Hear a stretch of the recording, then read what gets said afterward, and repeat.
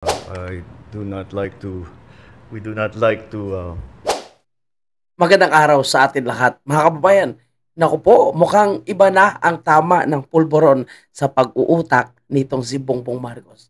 Abay, sinabi ba naman na hindi daw po niya kapatid itong nagsasalita sa telebisyon na nagbulgar sa kanyang pagiging addictus benedictus at hindi lang po siya ang matangdaang ibinulgar ng kanyang kapatid na mismo na si Amy Marcos, kundi kasama pa po na isang addictus benedictus ay ang kanyang asawa mismo na si Lisa Marcos at si Sandro Marcos. Marami pa nga ikinuwento itong si Amy Marcos kung saan sinabi niya na pinaasawa niya lang itong si Lisa Tanas kay Bongbong Marcos, nagbabaka sakali po itong mabait niya di umano na kapatid na si Amy Marcos baka magbago o baka mapabago nga po ni Lisa Tanas itong si Bongbong Marcos.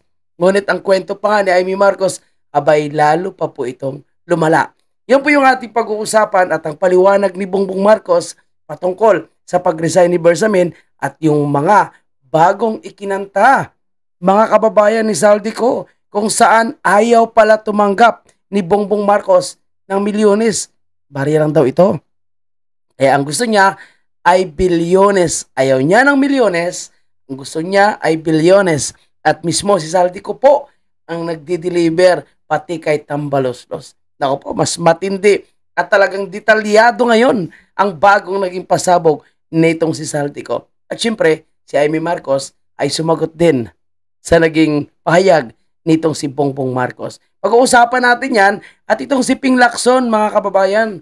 Si Ping Lacson, inaakusahan or nagpapalabas na naman ang bago niyang kwento na siya daw po ay inupiran ng mga retiradong sundalo at pulis na maging parte ng military junta. Kaya nga naman nag-react itong United People's Initiative kasi mukhang napupunta sa kanila itong bagong kwento nitong si Ping Lacson. Kaya hinamon po ni General Puques itong si Ping Lacson, pangalanan mo kung sino yung nagkausap sa'yo, which is totoo naman, mga kababayan po natin. Kasi gagawa ng kwento para magkaroon na ng ingay tapos hindi mo kayang pangalanan. At ito po, mga kababayan, yung style nitong si Ping Lacson. Naalala nyo ba? Yung 67 na mga kontraktor hanggang ngayon, nga. O ngayon, gumawa na naman siya ng kwento. Sabi niya, kinausap daw po siya ng mga retiradong pulis at sundalo para sa military junta. Nako po.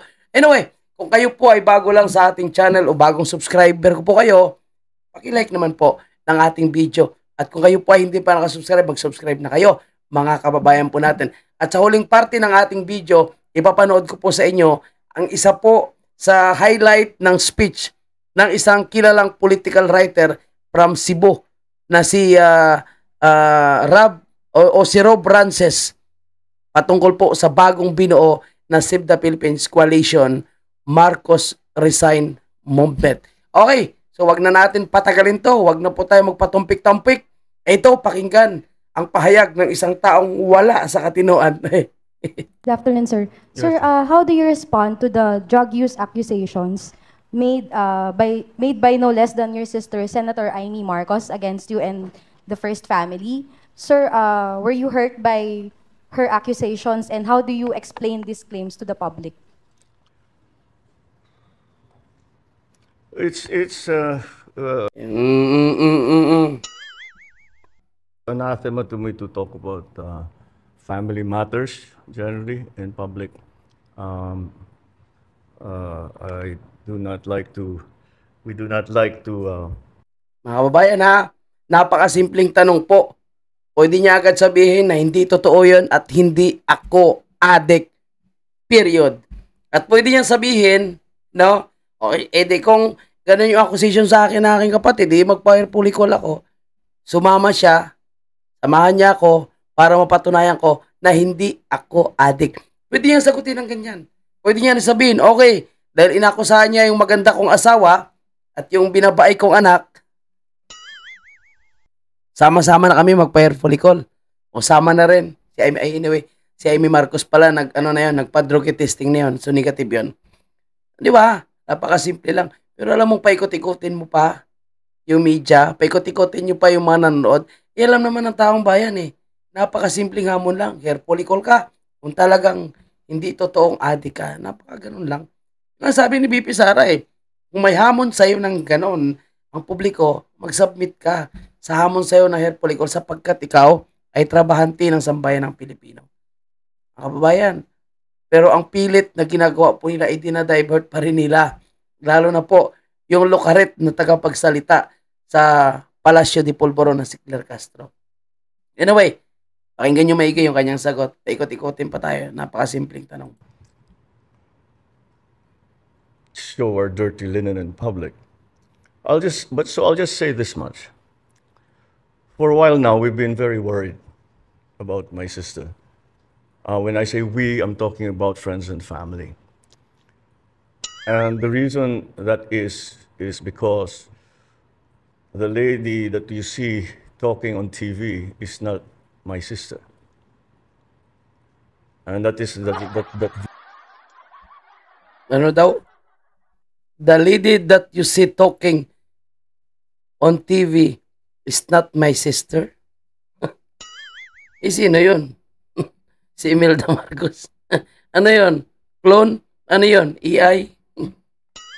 Grabe naman mga kababayan po natin. No?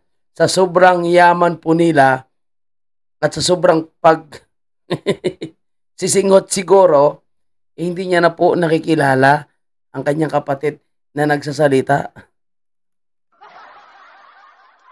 Agoy na lang, Noy. Tuloy tayo. view is shared by our cousins, our friends. Hindi siya yan. Hindi siya yan. So that's why we worry. So we are very worried about her. I hope she feels better soon. Sir, quick follow-up lang po. Nagkausap na po ba kayo, sir? Or do you intend to talk to your sister? We don't really, we no longer travel in the Alam mo yung mga tawa-tawa na yan. Alam mo yung delaying tactics niya po yun. Habang nag-i-exhibit siya, idadaan niya muna sa tawa-tawa. Nalala niyo yung sinita po siya ng international media. Tinanong siya kung ano yung nakakatawa.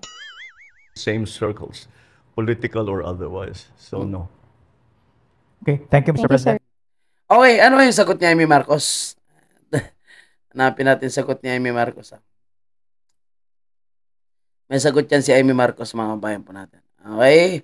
So, tingnan natin kung anong sagot ni Amy Marcos dito sa sinasabi ng kanyang kapatid. Sana makita natin, no? So, mukhang hindi natin na ilagay dito sa ating screen. Alright. Ang sagot ni Amy Marcos. Basta ang sagot ni Amy Marcos, ako ito, no? Siya daw po yun. Saan ko nailagay, ha? Saglit lang po, ha? Kala ko nailagay ko na yung sagot ni Amy Marcos dyan. Mga kababayan po natin, dito po sa pahayag ng kanyang kapatid. Natatawa lang, ito pala yun, mga kababayan natin. Sabi niya dito, bongbong ako to. Kung ano-ano na ang nakikita mo, ading. Patunayan mong mali ako. Gusto kong mali ako.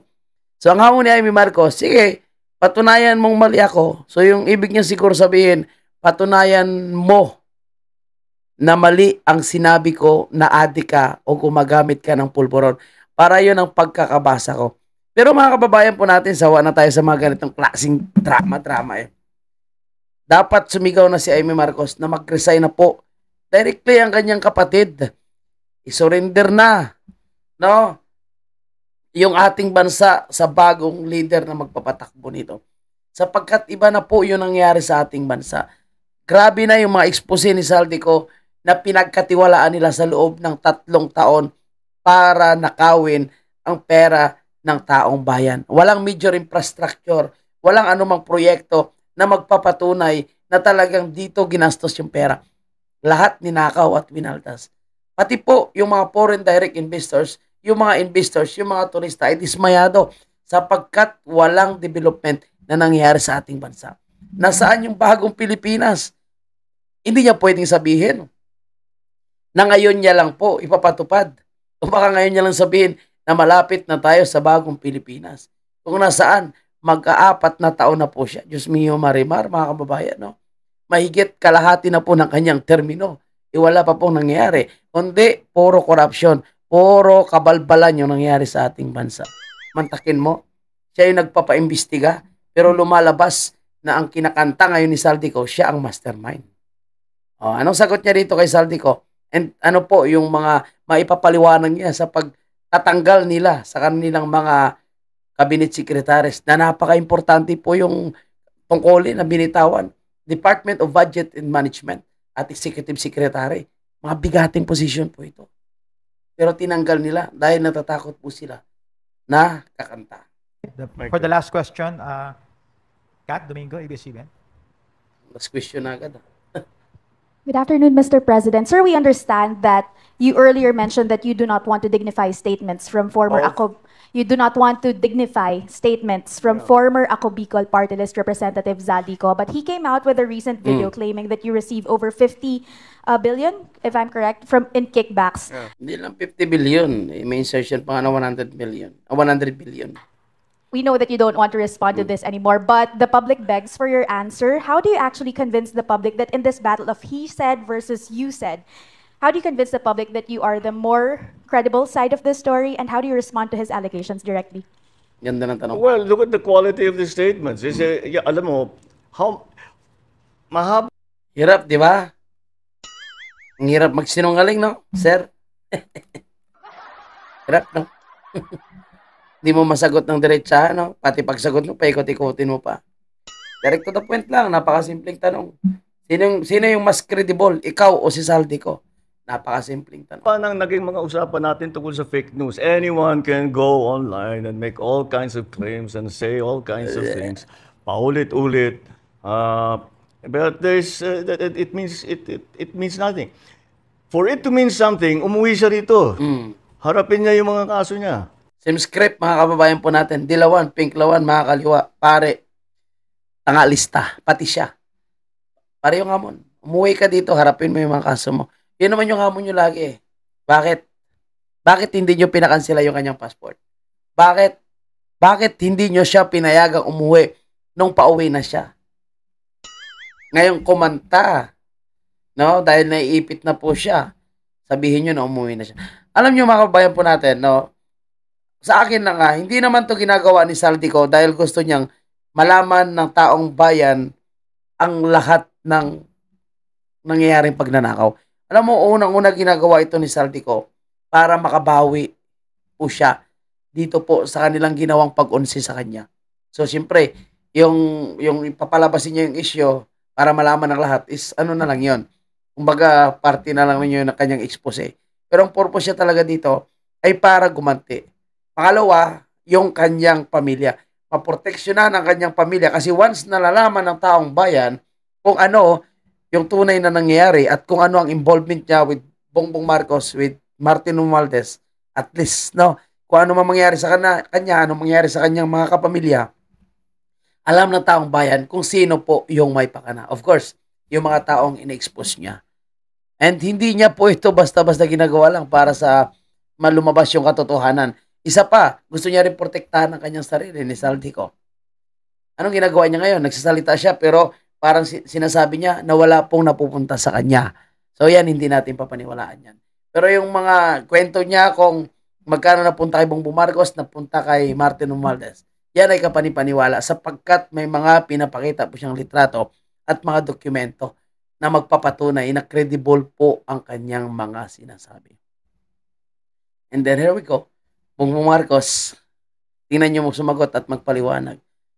Kaya sa totoo lang, no, dapat lang talaga na mag-resign si Bongbong Marcos. And timing po, itong pagbuo ng iba't ibang grupo, itong Save the Philippines Coalition, Marcos Resign Movement. Kasi yung mga kaliwa, Marcos Duterte gusto ma-resignin. Damay si BP Sara. Dahil si BP Sara daw ay involved sa corruption. Pero walang corruption. Hindi siya kasama dyan. Kaya pasalamat lang po tayo, hindi po nagkaroon ng anumang proyektong flood control si Vice President Sara. Sabagay, hindi magnanakaw ang Duterte. Di ba? Tapos yung isang grupo naman, walang Marcos resign. Hindi mo maintindihan yung mga ito, kung para talaga sa bayan o para sa kanilang personal na agenda. Kaya, believe ako dito sa Save the Philippines Coalition. Kaya kasi para sa bayan, gustong magkaroon ng pagbabago at bumalik ang sigla ng ating ekonomiya. Kay Bongbong wala tayong masahan. Pagsagot pa lang, Pinapaikot-ikot na po tayong lahat. Kawawa talaga. Kung meron siyang gusto sabihin, sabihin niya. Malalaman naman ng tao yan eh. Patunayan, but come home. Come home. Ba't ka nagtatago sa malayo? Ako, hindi ako nagtatago eh. Kung meron kang akusasyon sa akin, nandito ako. Kahit ka magtatago, nasa sa yung pera. Kahit ka magtatago, may immunity ka. Bobo ka ba? Gawin niyo pareho. Para patas lang naman. Hi, sir. Good afternoon. Good Sir, afternoon. on other issue, after the statement of Malacanang that E.S. Bersamin has voluntarily filed his resignation, E.S. Bersamin also spoke to the media saying that he was asked to resign. So, sir, first, was he asked to resign? Why did you decide to let go of both E.S. Bersamin and Secretary Pangandaman? And what does it say about the cabinet that ES and Secretary Pangandaman were dragged into this issue? Well, you know, the question about the Chief Luke and myself, wala, nag-usap na kami. And we understand each other and we decided to keep it between ourselves. There's no bad blood, there is no acrimonious feeling there, so that's fine. Si Sec Mina, because her name was dragged into the whole thing. You know, it makes it clear that whatever is going on, kung ano man ang mga questioning, kung ano man ang mangyayari, we want to be sure that she's not in a position where she might be suspected of influencing all that. Kasi when she's out of government, wala na siyang influensya. So hindi mo masasabing inayos niya yung kaso niya. Thank you, Mr. President. We have time for 2 more questions, Mr. Okay. Thank you very much, Mr. President. That ends our All right. press conference Thank you. this afternoon. Alam kong hindi madali ang mga paksang ito. Mabibigat at mahirap tanggapin. Hindi po ako makauwi dahil malaki ang banta sa buhay ko. Ngayon naman, ay meron kaming natanggap na balita. Papalabasin ng administrasyon na ako ay isang terorista sa loob at labas ng Pilipinas. So ito yung totoong plano nila ngayon. Tingnan nyo, lumabas na po yung sinasabi ni John B. Crimolia na kasama daw po itong si Saldico sa listahan ng linawin natin Okay. May nilabas po si John B. Crimolia. Mga kababayan po natin. Okay. So kasama na daw po sa Blue Notice itong si Saldico. Blue Notice, ibig sabihin, pwede na po siya hantingin ng Interpol. Pero tandaan nyo po mga kababayan po natin. No? Kung ano-ano na po yung kanilang sinasabi. Pero hanggang ngayon, hindi pa rin po nakansila yung passport nitong si Saldico. No order to cancel Saldico passport. Ayan po mga kababayan po natin. Bago lang po yan. So pinapahantin nyo na ngayon, pinapauwi nyo na po ngayon. Pero hindi pa po nakansila yung kanyang passport. So nagkabali-balintong na po mga kababayan yung mga statement ng opisyalis po ni Bongbong Marcos. Kaya, hindi natin maintindihan kung sino po yung may credible. Sino po yung dapat paniwalaan. Nasa Blue Notice na, pero ang passport hindi pa po na-cancel. At may sinasabi na gumagamit daw po ng kanyang fake passport itong si Saldico. So, ano nga ba ang totoo? Kaya, mahirap po paniwalaan itong nasa gobyerno ngayon ni Bongbong Marcos, no? Mahirap. Kaya nung tinanong ang media, sino ba yung credible? Ikaw o si Saldico? Ang sagot ni Bongbong Marcos, umuwi siya. So hindi niya masabi kung sino ang dapat natin paniwalaan. Siya po ba o si Saldico? Hindi niya pa masabi. Kasi nga, hindi naman talaga siya kapanipaniwala. No? After more than 3 years, mangako na naman ang mangako. May mga pautot pa siya ng mga oplan kontra baha. May mga pautot pa po siya na hindi na tayo babain. May pautot pa po siya na ikukulong na itong mga mastermind. Pero tika lang, nasaan na po yung mga mastermind? Yung mga nauhuli ngayon, no, akala mo terorista, mga small time lang po yun na involved sa flood control. At hindi nga natin nakikita yun na hinarap yun sa mga Blue Ribbon. Yung mga small time lang po yung mga involved. Pero Martin Romualdez, Saldico, Bunuan, yan si Pangandaman, yan si Bersamin, yung mga undersecretary na binabanggit nitong si Saldico, Oo, 'di ba? Hindi pa po nakakasuhan yung iba eh. Si Martin Romualdez patuloy pa rin na nagpapalusot at sinasabi niya na wala daw po siyang involvement sa anomalya at corruption. And sino pa po yung maniniwala sa kanila? Diba? May maniniwala pa po ba dito, mga babayan po natin? Imagine nyo ha, kung gaano kalaki po ang quota ni Saldico para kay Bongbong Marcos. Binigyan siya ng quota, 2 billion a month ang dapat maidi-deliver ni Saldico ay Bongbong Marcos. Grabe no? 2 billion. Grabing pera po. Ito yung mga sobrang yaman na pero hindi pa talaga makokontento. And syempre, kung paano nila tinago yon, kung saan nila dinala, yun din po yung hindi natin alam. Kasi yung mga magnanakaw, magaling sila magtago. Na walang matitres. Syempre, hindi rin yan mapapasama sa kanyang salin. Kasi unang-una, syempre, pag ipasok nila sa kanilang account, pwede makita agad ng taong bayan yan. Ang laki 2 billion a month yung quota. Kailangan makadeliver po ng 2 billion si Saldico. And nakita naman natin yung mga litrato ng mga bags, insertion documents, no, na may date pa kung kailan ito kinash out.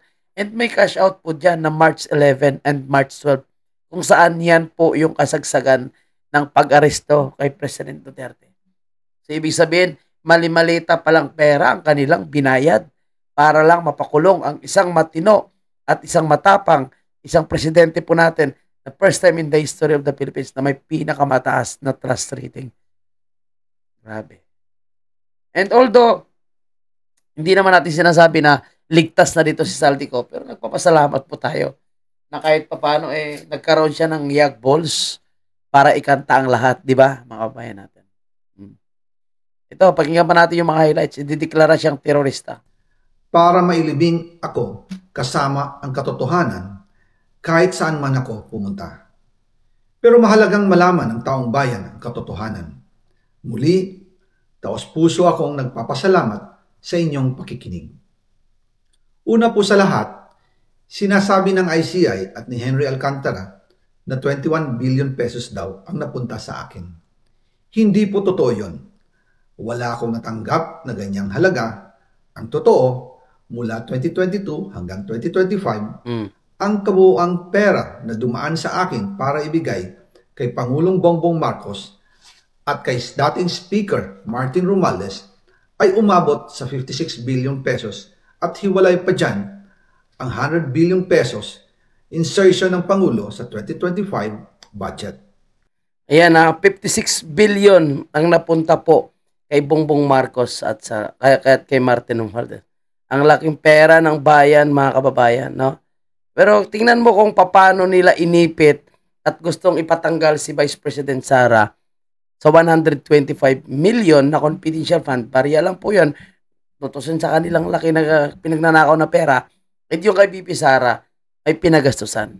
May mga resibo, may mga aliases para doon sa mga lehitimong impormasyon. At para hindi po makompromiso ang operasyon at impormasyon na kanilang binigay. Kung si Amy Marcos nga hindi niya pinapangalanan kung sino yung nagbibigay sa kanya ng mga resibo at dokumento sa pagiging bangag ni Bongbong Marcos. Diba? Ayaw niya pangalanan, ayaw niya ilantad. Si Vice President Sara pa kaya na yung kanyang iniimbestigahan dito ay itong mga makakaliwa na nasa Kongreso.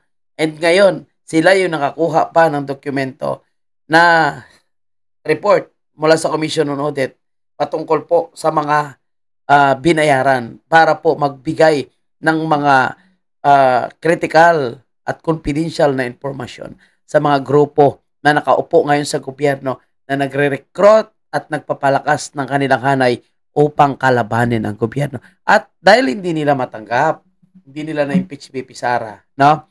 Dinadamay nila ngayon sa issue ng flood control as gusto nila mag-resign din si BP Sara. And then sila po yung uupo. O kaya si Ramon Ang, yung kanilang gustong ipwesto. Grabe, no? Ang kakapal ng pagbumuka. Pati itong si Magalong na, ewan ko anong klaseng ito si Magalong, no? Parang hindi natin maintindihan. Si Magalong ngayon, parang gusto rin, no? Na si Ramon Ang daw po yung paupuin. Ano yun? Unconstitutional, another pagbali sa batas, bending dalo, para hindi lang makaupo si VP Sara. Dalawang kanilang gusto eh. No? Si Ramon Ang, o kaya mananatili sa pwesto ang isang magnanakaw at adik, wag lang maupo si Vice President Sara. Nakakahiya na po, no? Yung ating bansa kasi nasa international news. Okay. So, yan po yung sinasabi ni Saldico. Ang kanyang quota po ay dapat 2 billion ang ma-deliver niya every month sa kay Bongbong Marcos. And para sa kaalaman ng lahat, hindi pa po kansilado ang pasaporte nitong si Saldico, mga kababayan natin. Ay nako, si Amy Marcos hindi rin pala imbitado. Hindi rin pala imbitado, mga kababayan, itong si Amy Marcos sa nangyaring pagsindi po or pag-lunch ng bago nilang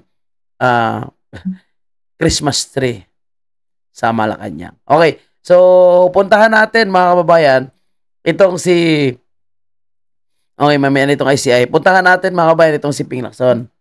No. Ngayon si Ping Lacson, dahil sa kanyang paggawa-gawa ng kwento, hinahamon siya ngayon ng mga retiradong sundalo, kasama po si General Poques ng United People's Initiative. Dahil imagine mo, nagparinig po siya, mga kababayan po natin, na may mga military daw, o retirado militaring retirado at sundalo, na nag-encourage sa kanya para sumama sa military junta.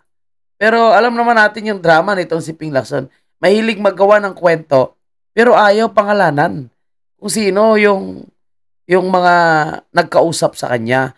'Di ba? Naalala niyo po ba, mga kababayan, noong sa 67 po, na mga contractor na una niyang binanggit sa kanyang plenary speech, na di umano'y involved sa mga flood control. Umabot na tayo dito kay sa pagkanta ni Saldico, no? Nagkaroon siya ng panibagong plan B doon sa kanyang VIP witness from Saldico na hindi sumunod sa kanyang script, and then pumunta kay Bernardo dahil ito parang nahilot niya, ito na daw yung kanyang VIP, and now another na naman, no? May kumausap daw kasi sa kanya ng mga retiradong military, pero hindi niya mapapangalanan. Kaya nasisira din actually yung pagiging credible nitong si Ping Lacson kasi chismis. Senador ka, gagawa ng kwento na ganyan, tapos hindi mo pangalanan. Tapos yung mga grupong lumalaban ng tama, kagaya nitong UPI, ito yung nasisisi ngayon. Kaya pakinggan natin yung UPI at tingnan nyo yung sinasabi ni Ping Lacson na. Sir, tungkol lang doon sa civil military junta, you have any information about it po?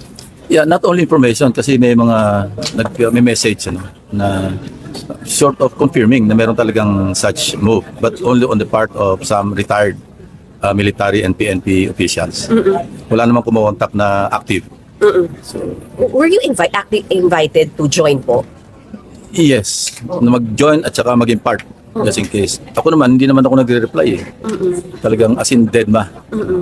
Kailan po ito So, sino yon? Kasi hindi pwedeng sikreto lang to. Dapat pangalanan niya po, mga kabayan natin. nangyari, sir? Before the INC Series rally? Yeah, before the INC. Nag-escalate noong before the INC rally. Nag-escalate noong lumabas si Saldico. Tapos, hindi ko lang kung meron pa nung after ng speech ni Senator Amy. So, kaya nga sabi ko, di ba, kung ako yung mag-analyze, mukhang calibrated.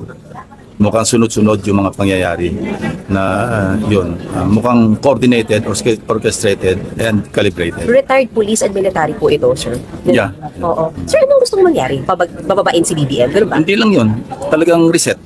Meaning, pati some groups yung ibang groups kasi nagko-call sila, total reset. Parang wala ang presidente, wala ang vice president. Tapos maski yung succession hindi po pwede. So civil military junta. Ba't hindi po kayo pumayag, sir? Unconstitutional eh. Hindi pumayag. Hindi ako nagre-reply. Hindi ako sumasagot. Kaya nga dead ma. So, bakit hindi niya kayang pangalanan, mga kababayan? Sinasabi niya, hindi siya nagre-reply. Didma lang, hindi siya sumasagot, hindi siya nagsasabi. So, ang tanong, sino yung mga nag-encourage sa kanya? Kasi kung matapang talaga itong si Ping Lacson, mga kababayan, at credible po ang kanyang pinagsasabi, dapat ipakita niya sa media yung mga text sa kanya. Text at kung sino po yung mga nag-encourage sa kanya. Hindi naman siguro pwede na anonymous yung nag-encourage sa kanya. At sinong tanga, mga kababayan natin, yung subukang i-encourage itong si Ping Lacson. Obvious naman kung gaano po ito kaluyal na attack dog ni Martin Romualdez at ni Bongbong Marcos. Dalawa sila ni Tuta Soto. So mag-encourage ka lang man ng sumali para magkaroon ng military junta para umalis si Bongbong Marcos sa palasyo. Si Ping Lacson pa. Ikita naman po obvious naman mga kababayan natin. Di ba? Ping Lacson pa. Sinong letradong pulis at sundalo ang tanga yung kakausap kay Ping Lacson? Inakita naman natin kung gaano po siya kaloyal na sumusuporta kay Bongbong Marcos. Kung tumatanggap po ba siya ng mali-malita o sinusuklian niya yung tulong na ginawa sa kanya ni Bongbong Marcos nung panahong eleksyon. Di ba? Kita mo kung paano siya dumipensa. No? Kita mo kung paano niya i-twist ang kwento at sabihin na hindi po si Bongbong Marcos yung gumawa ng insertion, kundi mga undersecretaries. Oh, pwede ba yun? Tapos hindi mo ibinito kung ayaw mo. At kung hindi mo alam yon, huwag kami pinglaksa. Output or outcome mangyayari rito. Can we say unstable ang government because of this? Yung may mga nagbabanta po ng Hindi militar. naman unstable, kundi sinasamantala nila yung perception nila na unstable yung government. Nahin ko na po ito yung naging pahayag Ay, punta tayo sa UPI kay General Puques, mga bayan. po nitong si Senator Ping Lacson na meron daw pong mga lumapit na retired military officers po sa kanya at hindi niya daw po babanggitin kung sino ito. Hindi niya pinansin pero nag-offer po na maging bahagi daw ng civil-military junta. Sir, diretsyon tanong, kasi may mga ilan po na nagsasabi na posibleng grupo niyo daw po ito. Ano pong reaksyon niyo dito? Wala pong katotohanan yan na DJ Chacha. In fact, yung aming grupo ay isang patriot ng kilusan, non-partisan, or non-political, non-violent, saka rules-based, law-abiding, constitutional-based. Yung pong sinasabi nilang civilian military junta ay hindi po naangkop sa amin dahil kami po ay constitutional based. Wala pong katotohanan yun. Wala hong lumapit sa aming grupo kay General Lacson. So, wala po ni Ayan, Lacson, di ba? Hindi naman po yung UPI. So, sinong grupo? Ayan nga mo kay Lacson, pangalanan mo. Di ba? Maganda po yung purpose po ng United People's Initiative. Actually, napahanga nga ako ng People's Initiative kasi sila po ay non-partisan. Hindi rin po sila maka Duterte, no? Pero susunod sila sa Constitution. Of course, alam naman natin, no? By Constitution, no? Succession, Vice President Sara po yung papalit. Pero respeto nila. Basta ang gusto nila ay mapanagot yung mga involved sa corruption at mag-resign na si Bongbong Marcos dahil isa po siya sa involved sa flood control. Sa mga kasamahan niyo po sa UPI, retired or active officers ang kumausap po kay Senator Ping? Wala, hindi ko alam kung yung mga sinasabi mong active ay meron o wala. Pero sa aming grupo, sa United People's Initiative, yung mga retired generals dito, wala ang kumausap kay General Lacson. Gusto ko lang pong ilagay sa konteksto ito, sa tamang konteksto. Si Senator Lacson, wala siyang binabanggit po na anuman pong pangalan. Tama. Ang aming pong katanungan sa inyo ay hango po naman din doon sa usap-usapan ng iba na baka kayo, ang inyong grupo po ito. Ito ho lamang po, atin lang tinatama ang konteksto. Go ahead, Cha. Okay. So, sir, at least malinaw na po ngayon, para hindi po napagbibintangan din ang grupo niyo po na UPI. Para lang din klaro sa mga nakatutok sa atin ngayon, ano po talagang advocacy ng inyong grupo at bakit po kaya nagkakaroon ng misinterpretation sa UPI? Ito magandang tanong ito, mga kabayan po natin. Siyempre, ilang beses po tayo mag-join, no? At sumama sa mga rally po ng United People's Initiative. And nakita naman po natin kung paano po sila mag-stick to the plan, di ba? Di ba, pinagbawalan niyo po sila ng Marcos resign. Kaya naintindihan natin kung bakit rally lang sila ng rally. Hindi sila pwede magsigaw ng Marcos resign. Ikalaunan, no choice po sila dahil ang tao, yung sigaw talaga is Marcos resign. No choice po sila. Kaya pangatlong araw, hindi na po sila binigyan ng permit. So, ganun talaga mga kabayan po natin. Dahil, no, takot din ngayon ang mga LGO kumalaban o magsalita against sa administrasyon ni Bongbong Marcos. Takot po sila ngayon dahil baka hindi po sila mabigyan ng pondo o baka biglang tumigil ang pagdaloy po ng kanilang gripo. Mawala ng tubig ang kanilang gripo. Yan, hindi sila binigyan ng permit. Ang nabanggit ko kanina, ang UPI ay isang kilusan na patriotiko, no? Inilulusad o ina-advocate namin Saan po kaya nanggagaling yung misinterpretation na yon ng iba sa inyo? Kasi may mga nababasa rin ako online na ganito lumalabas. Meron po ba kayong nasabi o na-post na kayo po yung anti-government o gusto niyo po ng change of leadership? Wala po sa ganoon, wala po sa ganoon. Sabi ko nga, non-political, non-partisan yung amin, saka ito ay non-violent, constitutional or law-abiding movement. So dahil lang kami ay lantad sa ngayon dahil sa nangyaring aming protest rally dyan sa EDSA, People's Power Monument, maaring inililink nila kami doon. Kasi hindi naman nagpapakilala yung iba. Kami lang medyo lantad ngayon dahil sa aming mga protest rally. Kaya maaring yun ang ginagawa nila, tinitwist nila. At kaya kami ay nananawagan na sana huwag paniwalaan yung mga itong mga disinformation. Oo. General, tinitwist nila. Sino po itong mga nagtutwist ng impormasyon tungkol po sa inyong grupo? Hindi, sa media ho yan sa social media lalo na. Dahil nga, of course, alam naman natin, marami mga misinformation, disinformation dyan. In fact, sinisiraan nila ang aming grupo na kami raw ay nakikilahok sa mga political na yan, na kilusan. Sa totoo lang, hindi po. Non-partisan po kami at nilulunsad. So, totoo yan mga kababayan po natin. No, non-partisan po yung United People's Initiative. At ito po mga kababayan natin sa usapin po ng pagpapa-hair follicle ni Bongbong Marcos, kung talagang hindi po siya addictus benedictus, dapat gawin niya na po yan. Naalala nyo nakaraan, hinamon po siya ni Tatay Digong, no? Hindi po siya sumagot. Hindi po siya kumagat sa hamon mga kababayan po natin. Ito po, si Congressman Harold Duterte. Ayan. Okay? Ng PPP. Party-list. Ay kumagat ngayon mga kababayan po natin sa hamon. And gusto ipapakita mga kababayan na kailangan talaga magpa-hair follicle kung gusto mong patunayan na ikaw ay hindi addictus benedictus. Di ba inakusahan po nila mga Duterte? Protector daw po ng mga drug lord. Ayan. Magpa-hair follicle na kayo. Ito maganda itong hamon mga kababayan po natin. Kung kaya magpa-hair follicle ng ibang tao, bakit hindi si Bongbong Marcos? Kung kaya ni Pulong, bakit hindi si Bongbong Marcos? Kung kaya ni Harold, bakit hindi si Bongbong Marcos? So magandang hamon yan mga kababayan po natin. And tingnan natin, no?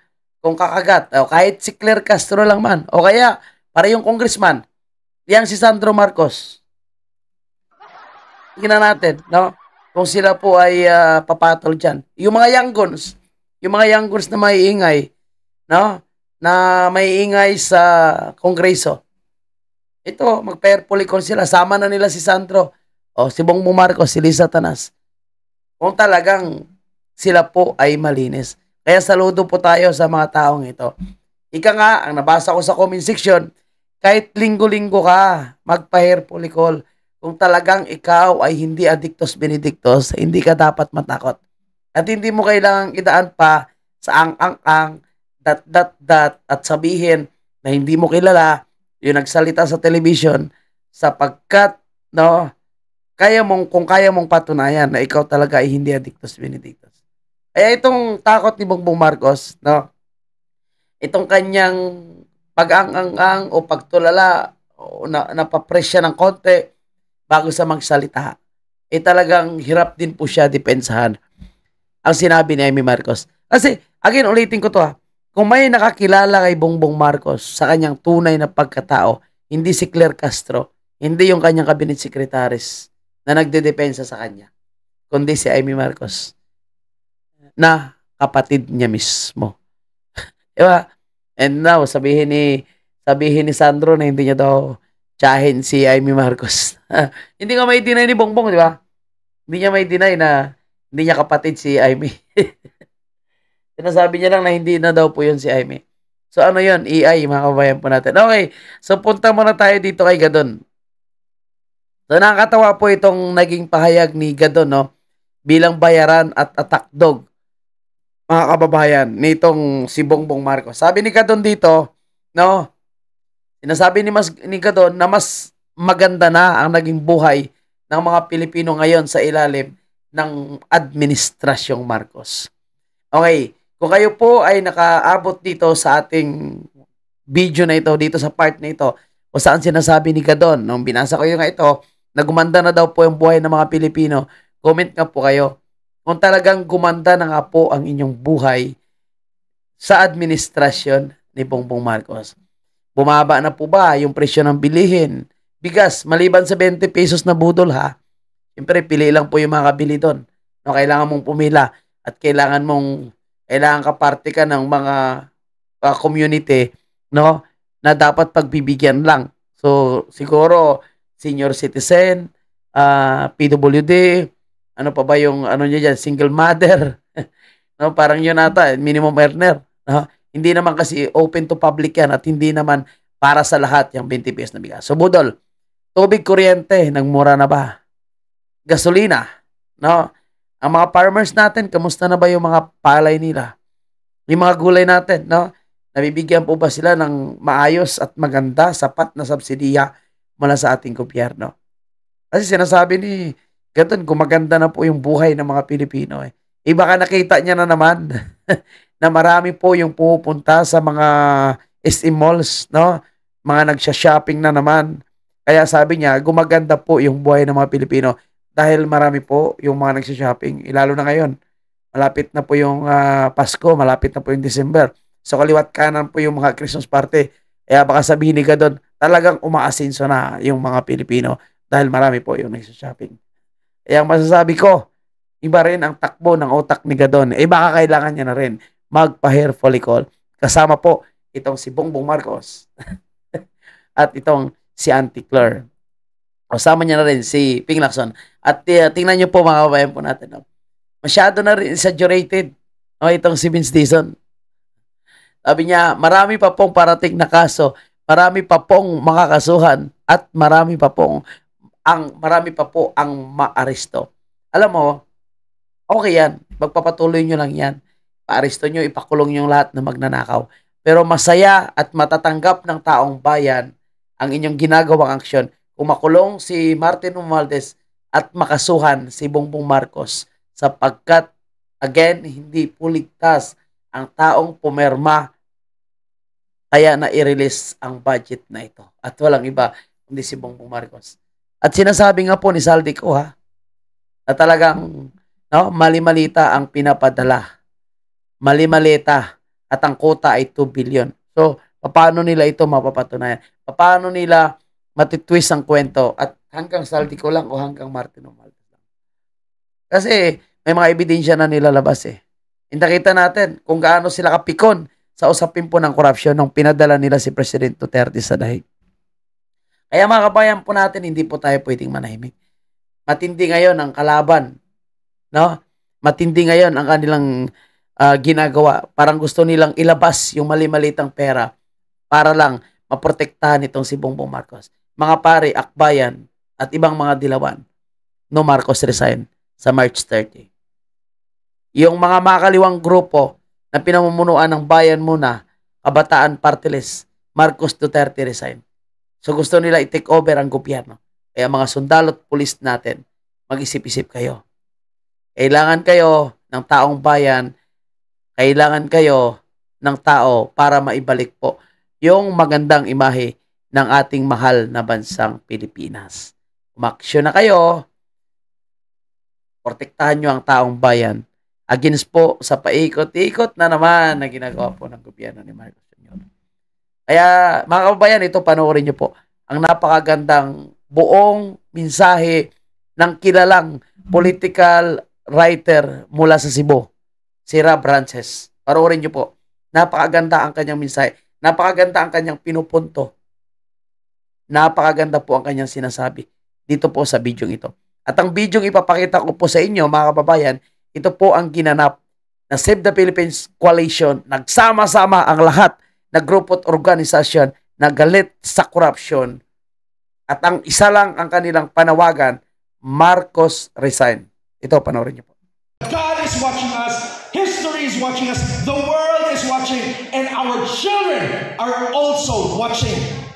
And if Tatay were to say his lasts in this event, probably would say, mahal ko ang Pilipinas. Mahalin nyo rin. At kung mahal ninyo, ipaglaban ninyo. Say, okay lang yung English kasi Bisaya ako, di ako masyadong marunong mag-Tagalog. Okay lang ba? But I promise, sisingit ako ng English. So yesterday, I was called at sinabi if I can do a reaction. No? So ipe-present daw ni Attorney Vic, and so I prepared something kasi masanay ako magsulat kaysa magsalita. Is that okay? Alright, but first, I'd like to request everybody, can you please look around you? Tingin lang. Pwede ba natin? Tingnan natin ang bawat isa. Just look around you. Because what we're looking at right now makes me sad and happy at the same time. Sad because if you look around you, we could probably count the young people with our fingers.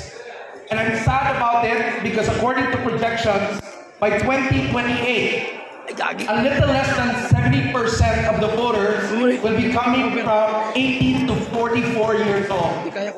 So, if we want to be able to elect the next officials, that means we have to win the young people.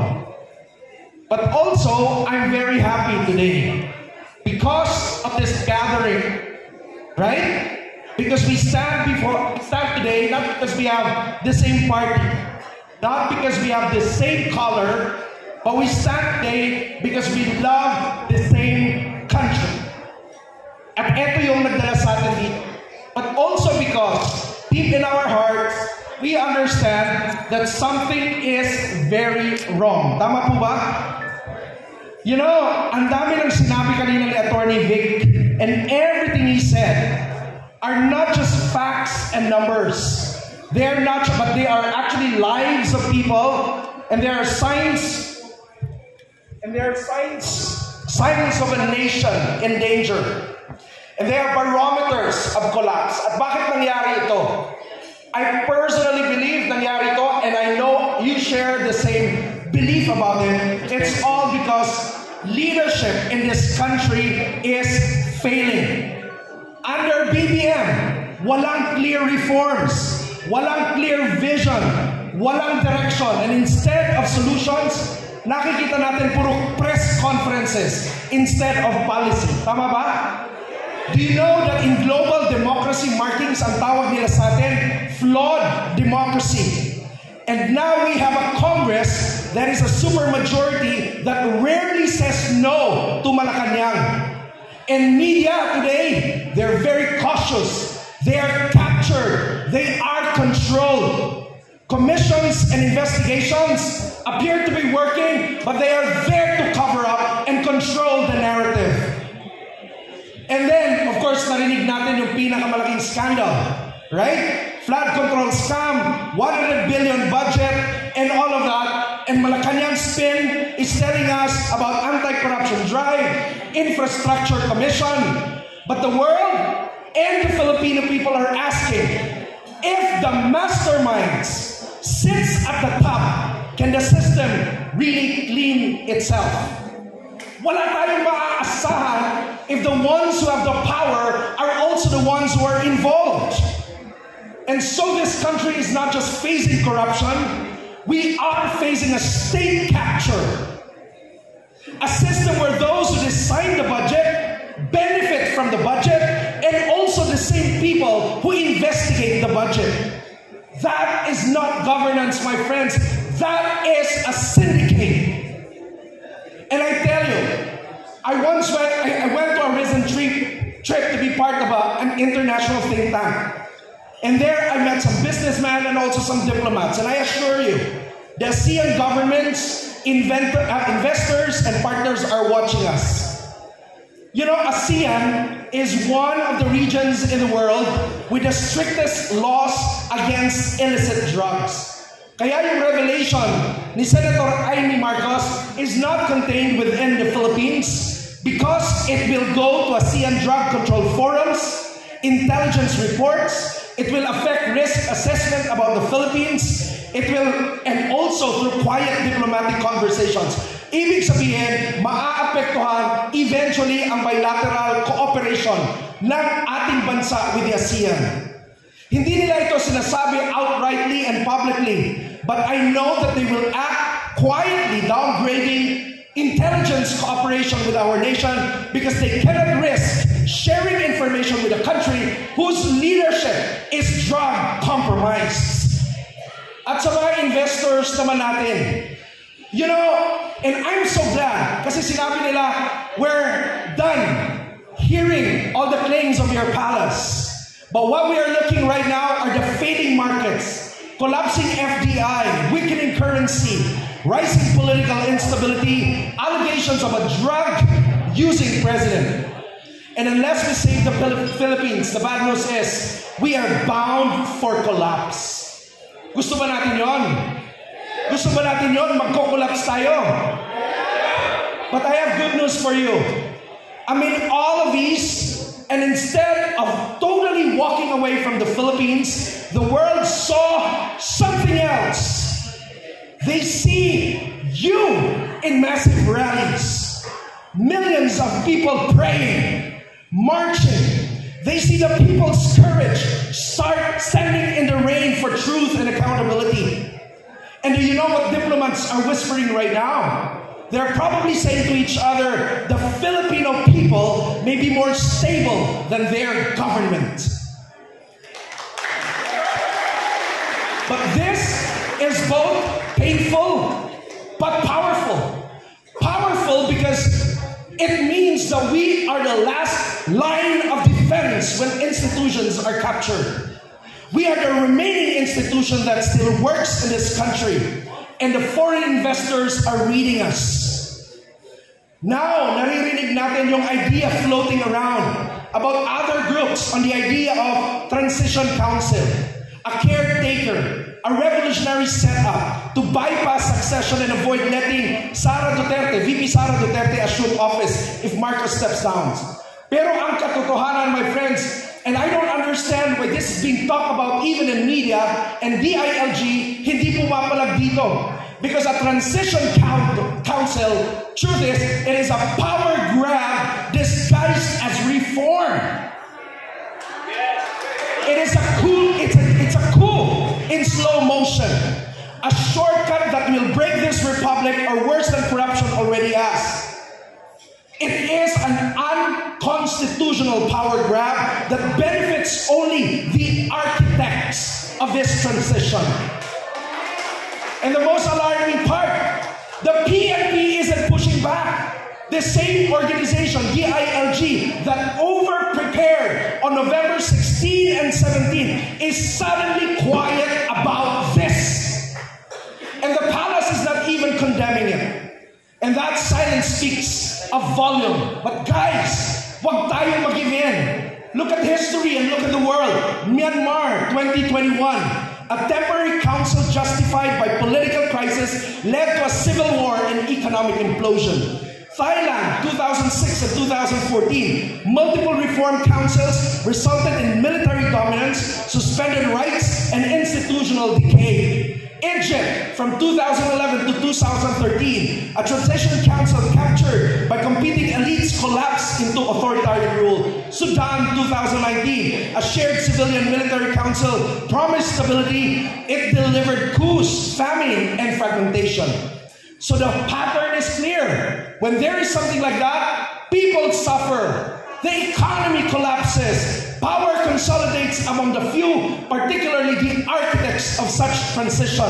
And legitimate succession dies, and trust never returns. Why? Because transition councils only work for those who sit on the council, never for the nation. Every country that bypassed constitution in crisis paid the price. Ask me why. Because once you throw away the rules, the future leaders who will assume leadership can also throw them away too. So we must never allow political factions, whether yung mga PIG, mga makabayan, yung LBM, to rewrite the Constitution just like that, just because they fear Sara Duterte. If Marcos goes down, the Constitution is very clear, right? So we must not opt for extra constitutional shortcuts. And friends, PNP might be silent right now. Institutions might be timid. Political blocs might be scheming. But the Filipino majority still holds the final say. Tayo yun! That is why right now I'm so happy, because it gives us an opportunity to come together, converge, to rise, stand, speak, defend our Constitution. Because if us Once the majority stays quiet, others will decide for the future of our nation. And here's the truth they don't want us to realize. Tingnan nyo bawat isa. Luzon, Visayas, Mindanao. Pare-pares tayo ng pinaglalaban, and this is the truth. We are still the constitutional majority. They may be winning the propaganda war, but we are the majority. And as the constitutional majority, today we are awake. The majority is angry. The majority wants accountability. The majority rejects corruption. But media tries to drown our voice. Surveys try to manipulate perception. The administration and its allies try to divide our unity. Propaganda tries to make us feel outnumbered. But that is not the truth. We are not outnumbered. We are just outshouted. Dahil hindi pa ganun kalakas ang sigaw natin. And friends, even if we are the majority and we have the numbers, understand that unused numbers can also become numbers unseen. Pag hindi lumakas ang boses natin, parang hindi tayo nag-exist. But thank God, today we write history. This is the coalition that will change that. So NCR must rise, Luzon must rise, Visayas must rise. One voice, one pressure, one stand, one republic. Because you know what? No investor, no ally, no institution will save us if we, the people, do not rise first. Remember this. A nation collapses when people wait for permission to act. Ang problema natin, naghihintayan tayong lahat. But a nation rises when people move even without permission. Exactly. Yeah. I'll end with this. This is a battle not just of politics, but of moral obligation, of civic duty, of love of country, of loyalty to God and to the future generation. You know, there comes a moment in a nation where our neutrality becomes betrayal, when our silence becomes surrender, and when we choose comfort, it becomes complicity. But when that moment comes, we decide, are we gonna kneel to corruption, or will we stand for our country? Will we hide in fear, or will we rise in courage? Will we pass this crisis to our children, or confront it now? History is calling us, the world is watching us, and our children, and our children's children, those who are yet unborn, will judge us. And we cannot fail them. Not now, not today, not in this moment of trial. But let this be clear to everyone. We are not standing here alone. We are not fighting only with numbers. We are fighting with truth. And wherever there is truth, God stands with the people. Throughout history, from our liberation to EDSA, to every moment when darkness tried to rule this land, God has always been on our side. Always been on the side of Filipinos who took the courage over fear, justice over silence, and country over self. When a nation cries out for justice, the Bible is clear about that. God hears, God moves, God aligns the people, God corrects what a corrupt power tries to destroy. And that is why we say today with conviction, if we stand for what is right, God is for us. If we fight for the nation entrusted to us, God is for us. If we move to save the Philippines, God Himself goes ahead of us. Lastly, if Tatay Digong were here,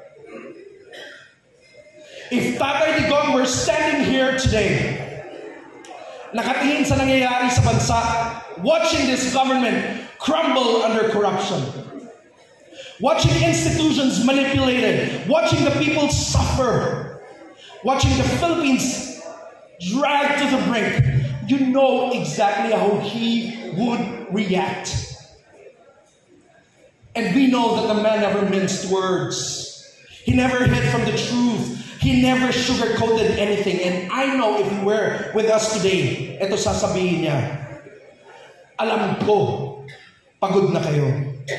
Pero huwag kayong matakot. Huwag kayong umatras. Ang Pilipinas, hindi pag-aari ng mga magnanakaw. Ang bansa ninyo, ito ang tahanan ninyo. Ito ang dugo at kinabukasan ng mga anak ninyo. Huwag ninyong hayaang sirain ng mga gahaman at traidor. And perhaps he would be pointing his finger on us, piercing our conscience, as he would say, kung mahal ninyo ang bansa, ipaglaban ninyo.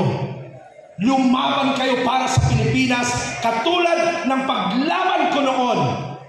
Walang atrasan, walang iwanan, walang takot.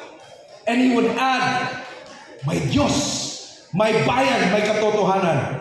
At pag nagsama ang tatlo, walang makakapigil sa inyo. And he would say, ang pinakamasakit pero pinakatotoo, pag lumuhod kayo ngayon, luluhod ang mga anak ninyo bukas. Pero pag tumayo kayo ngayon, tatayo ang buong Pilipinas. So mga kababayan, the answer is here, the answer is now, the answer is us. And I believe this is the moment He has prepared all of us for, and also the moment He has sacrificed His life for. Not for chaos, not for violence, but for courage, and understand that God is watching us, history is watching us, the world is watching, and our children are also watching. And if Tatay were to say his lasts in this event, probably would say, mahal ko ang Pilipinas, mahalin nyo rin. At kung mahal ninyo, ipaglaban ninyo, save the Philippines.